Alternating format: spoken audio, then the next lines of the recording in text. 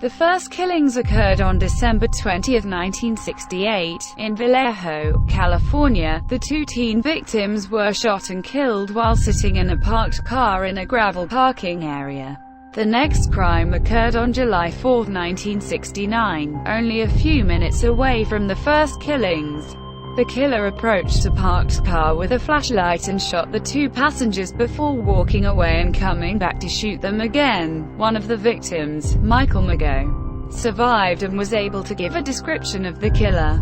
A few weeks later, the San Francisco Chronicle, the San Francisco Examiner, and the Vallejo Times-Herald all received identical handwritten letters from someone claiming to be the killer. The letters included 3 different codes that the Zodiac claimed would reveal his identity. A couple days later, the San Francisco Examiner received another letter, in which the killer referred to himself as the Zodiac for the first time, writing, "This is the Zodiac speaking." On September 27, 1969, in Napa, California, a picnicking couple was stabbed by a man in an executioner-style hood with the Zodiac symbol on his chest, but one of the victims, Brian Hartnell, survived. He was able to give a description of the killer. Finally, on October 11, 1969, in San Francisco, taxi driver Paul Stine was shot in the head by his passenger. A teenager across the street heard the shot and got a good look at the perpetrator, and so did 2 other witnesses. In the chaos of the situation, the police dispatcher somehow incorrectly identified the suspect as a black male, even though he was described differently.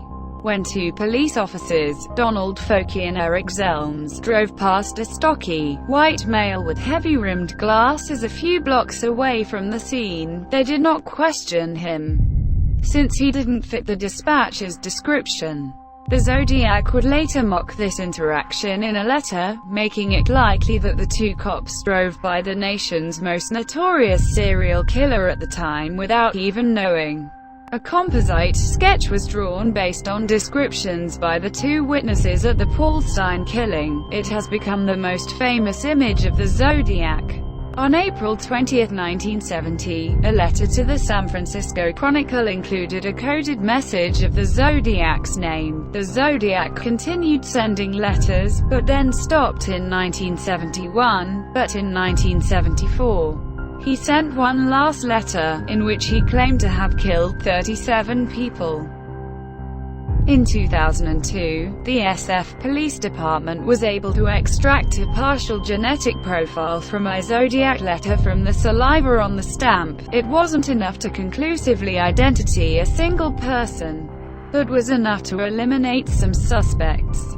Let's talk about suspects. The first suspect comes from Gary Stewart, who believes that his own father, Earl Van Best Jr., is the Zodiac Killer. He bears an uncanny resemblance to the composite sketch, and his name also matches the number of characters in the "My Name Is" cipher.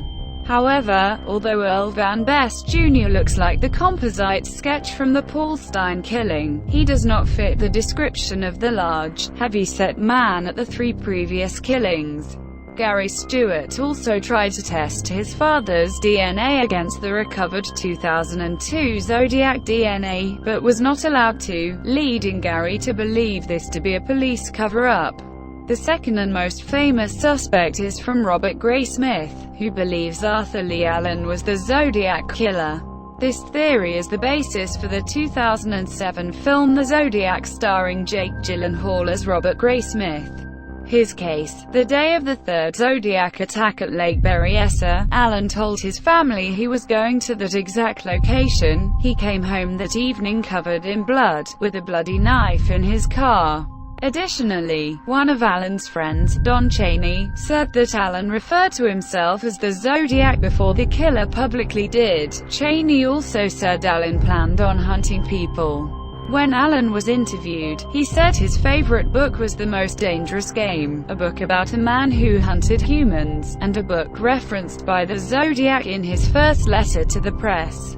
He was also wearing a Zodiac brand watch with the same Zodiac symbol the killer used. When police searched his trailer home, they found small, dissected animals, bloody knives, and sexual devices.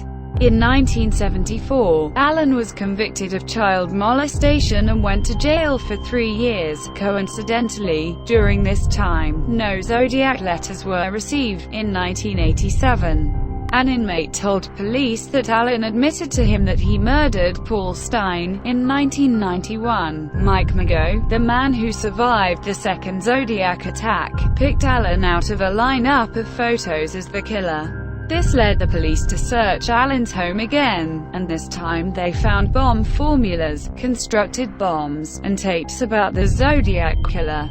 It's worth mentioning that Allen's DNA was compared with the Zodiac stamp saliva and it was not a match, but it is believed that Allen had a habit of letting other people lick his stamps for him. Allen also underwent handwriting analysis, which wasn't a match either. Finally, Allen does not look like the composite from the Paul Stine killing, but is still considered to be a prime suspect. The last suspect comes from retired police officer Harvey Hines, who believes Lawrence Kane K is the Zodiac. In 1962, Kane was involved in a car accident that resulted in brain damage influencing his behavior. A psychologist claimed Kane was losing the ability to control self-gratification. Kane can be seen in the "My Name Is" cipher. Additionally, the Zodiac's second victim, Darlene Ferrin, had a sister who said Kane followed and harassed Darlene in the weeks leading up to the murder. Also, Don Foki, the cop who had possibly come into contact with the Zodiac after the Paul Stine killing, apparently said that in the hundreds of pictures he had been shown over the past 20 years, Kane was best likeness of the man he saw that evening. Kane also lived near the victims, or near the locations of their deaths. Kane moved to South Lake Tahoe in 1970. And that year a possible Zodiac victim named Donna Lass disappeared. Coincidentally, she worked at the same hotel as Kane. Finally, in 1970, Kathleen Johns and her baby were tricked into getting a ride from the Zodiac. He told her he was going to kill her and throw her baby out after her. Johns was able to jump out of the car with her baby and escape. Although this is an unconfirmed Zodiac encounter, the Zodiac possibly confirms this interaction in a letter, in a lineup of photos.